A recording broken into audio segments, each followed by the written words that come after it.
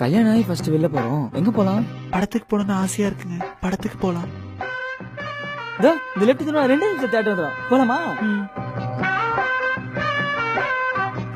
அடடே, நீங்க தான் கல்யாணம் புது ஜோடியா? என்னப்பா புது பொண்டாட்டி நடக்க வச்சு கூட்டு போற? உன் குடும்பம் எவ்வளவு கௌரவமான குடும்பம். ஏதாவது வண்டி கிண்டி வாங்கி கௌரவமா கூட்டு போலாம்ல. ஊருக்குள்ள 4 பேர் பார்த்துட்டு 4 விதமா பேசினா கௌரவ குறைச்சல் ஆயிடும். என்னப்பா நீ? நம்ம என்ன வண்டிமா வாங்கலாம்?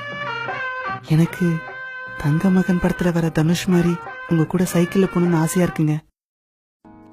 உயிரே உயிரே உயிரின் உயிரே உயிரே உயிரே.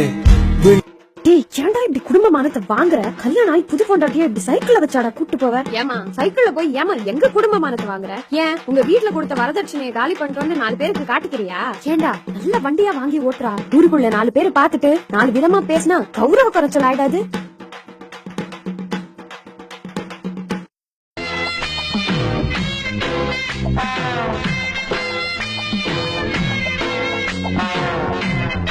தம்பி, பொண்ணு சின்ன வயசுல இருந்து வீட்டுக்குள்ளே இருந்த பொண்ணு ஏசி காத்துல இருந்து பழகிருச்சு.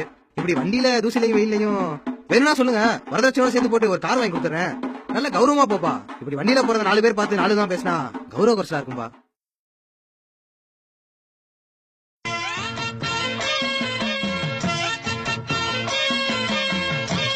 ஏண்டா வரதட்சணை பணத்தை வச்சு ஏதாவது தொழில் பண்ணி குழப்பீங்கன்னு பார்த்தா இப்படி காரும் பைக்கும் வாங்கி கூத்தடிச்சிட்டு இருக்கீங்களா?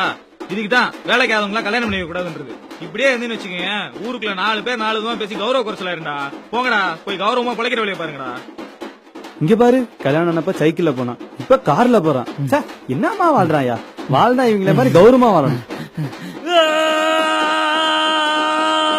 நான் அப்பயே சொல்ல மூஞ்ச பார்த்தா குடிக்கார மாதிரி இருக்குன்னு.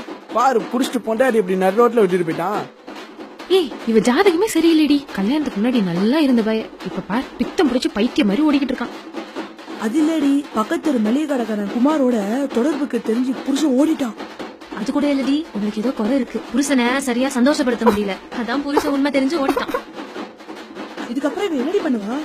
பாவண்டி, புருஷனும் ஓடிட்டான், ஜாதகத்திலயும் குறை, உடம்புலயும் குறை. இதுக்கப்புறம் ஏதாவது நல்லது கிட்டது கூட போக முடியாது. அநேகமா இவ தற்கொலை பண்ணி செத்துருவான்னு நினைக்கிறேன். பாவண்டி. இப்ப என்ன நடந்து போச்சு? யாரு என்ன சொல்லி விட்டான்னு பொண்ணு தற்கொலை பண்ணிக்க போகுது? மாமியார் கொடுமை தாங்க முடியாம மருமக தூக்கு மாட்டி செத்துட்டாடி. எது எடுத்துக்கணுமோ அதை எடுத்துப்பாங்க, மிச்சது விட்டுடுவாங்க. போட்டாலும் சரி, தூட்டுனாலும் சரி, பேசினவங்க பேசிட்டோம்.